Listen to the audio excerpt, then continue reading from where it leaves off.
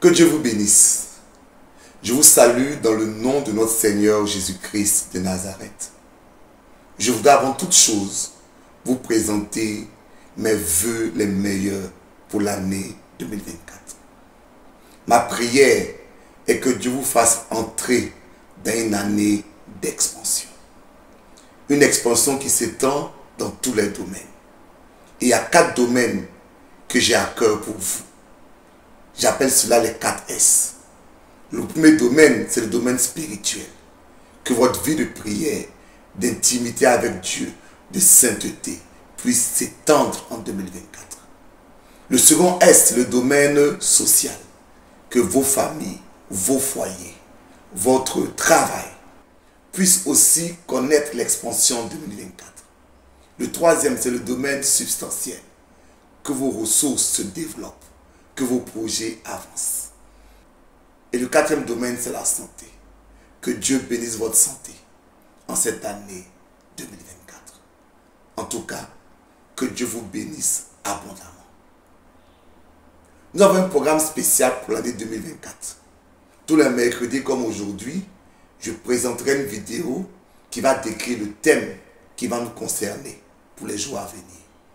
Après cette vidéo, nous aurons le vendredi à 12h30 un direct sur Facebook. Nous échangerons autour de ce thème et le mardi qui va suivre, nous prions à partir de 5h du matin pour ce thème. Et tous les thèmes dont nous parlerons cette année concerneront l'expansion et plus précisément les 12 clés de l'expansion. Dans ce mois de janvier, nous parlons de la clé de Ruben. Et pour comprendre la clé de Ruben, prenons la parole de Dieu. Nous lisons Ézéchiel 48, les versets 20 et 21. Voici les issues de la ville du côté septentrional, 4500 cannes. Et les portes de la ville d'après les noms des tribus d'Israël. 3 portes au nord, la porte de Ruben, 1, la porte de Juda, 1, la porte de Lévi, 1. Ézéchiel a la révélation de la Nouvelle Jérusalem.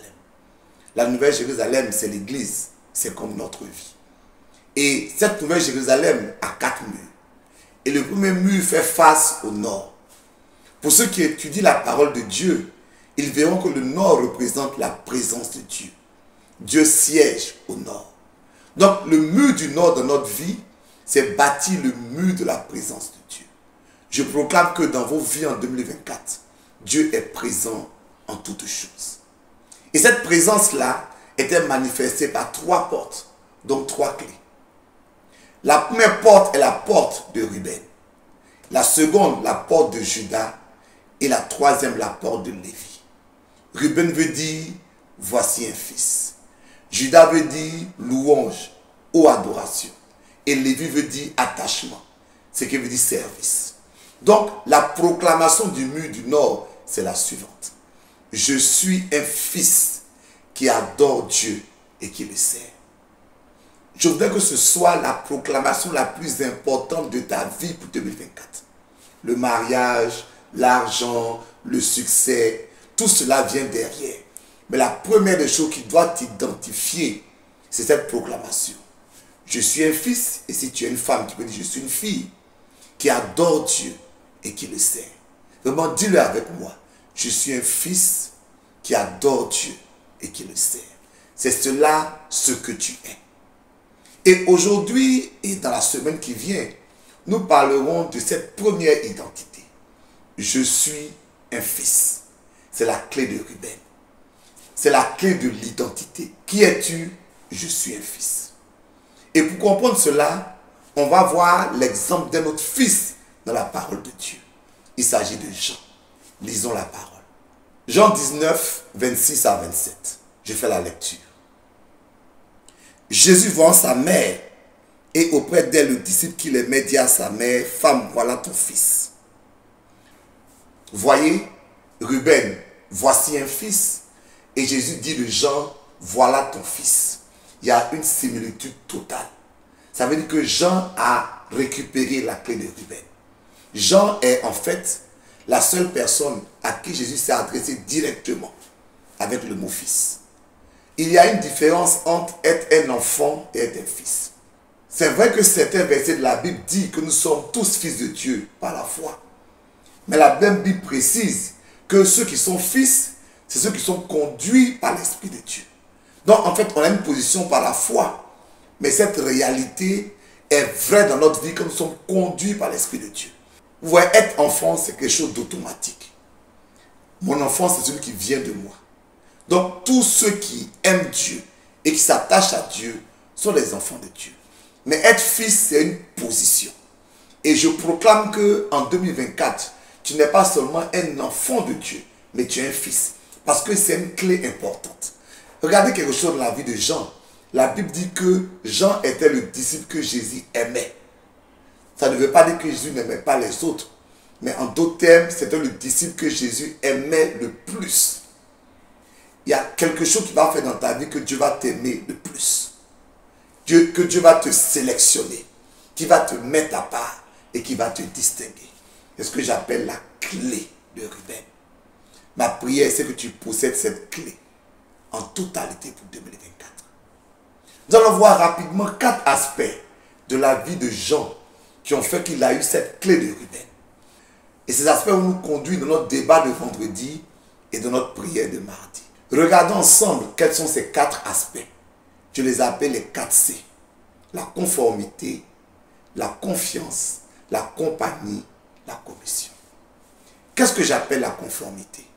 Lorsque Jésus rencontre Jean, il lui donne un surnom, fils du tonnerre. Parce que Jean est colérique.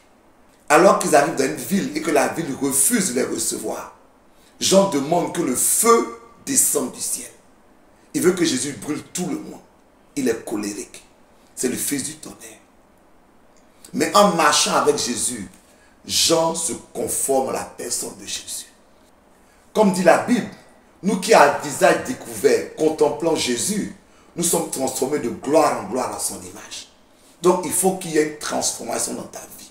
Ce qui fait de toi un fils, ce n'est pas ce que tu es, mais c'est ce que tu deviens. Donc en fin d'année 2024, tu dois être une autre personne. Cette personne doit être conforme à la personne de Jésus. C'est ça la clé de Ruben. Premièrement, la conformité. Deuxièmement, la confiance. Partout où Jésus allait, il prenait Jean dans son cercle fermé. Ça veut dire qu'il avait confiance en Jean. Mais encore plus que Jean avait confiance en Jésus. Vous voyez, nous en tant que pasteurs, quand on va prier et qu'on prend des gens pour prier avec nous dans des cas difficiles, c'est parce que non seulement on leur fait confiance, mais on sait qu'ils croient en nous. Que leur présence va nous donner de la force dans la prière. C'est pourquoi, par exemple, Jésus ne prend pas Thomas. Il aime Thomas, mais Thomas ne va pas dégager cette force qui lui permettra de faire le miracle. Il y a une confiance que tu donnes à Dieu et qui fait que Dieu fait un miracle dans ta vie. En 2024, aie confiance en Dieu. Je ne sais pas ce que tu traverses, mais sois un fils, aie confiance en Dieu. Prenons par exemple un fils dans le monde naturel. Quand son père lui promet quelque chose, il croit à son père, quelles que soient les circonstances. Je veux te demander, dans le nom de Jésus, toi qui as la clé de Ruben, aie confiance à Dieu cette année et Dieu te bénira. Le troisième élément, c'est la compagnie. Comme vous constaterez, Jean est présent dans tous les moments importants de la vie de Jésus. À la scène, il est présent. À la transfiguration, il est présent. Dans les miracles particuliers, il est présent. Même à la croix, alors que tout le monde a fui, il est présent. Un fils se caractérise par la compagnie qu'il a auprès du Père. En 2024, je veux que tu sois présent auprès de Dieu, à l'église, dans les événements qui sont importants pour Dieu. Ne sois pas de ces chrétiens qui viennent à l'église de temps en temps, qui sont présents pour Dieu de temps en temps et qui s'attendent à la bénédiction de Dieu. Finalement, la commission. La commission, c'est quoi? C'est pouvoir recevoir une instruction de Dieu et la mettre en pratique. Quand Jésus mourait, il voulait confier la personne la plus importante pour lui sur cette terre, sa mère, à une personne. Et c'est au fils Jean à qui il a pu le confier. Il a dit à Jean, voilà ta mère. Et la Bible nous dit que Jean a pris Marie chez lui. Il n'a pas regardé ses difficultés éventuelles, mais comme son père a dit, il a obéi. Est-ce que Dieu peut te commissionner en 2024? Voici les 4 éléments qui vont faire de toi un fils et qui te donneront la clé de Ruben. Est-ce que tu feras un effort pour être conforme à Dieu? Est-ce que tu vas lui faire confiance? Est-ce que tu seras dans sa compagnie? Est-ce qu'il peut te commissionner? Que Dieu te bénisse. Reçois, je te prie, la clé de Ruben. Et ta vie va changer. On a rendez-vous le vendredi pour en parler. Que Dieu te bénisse abondamment.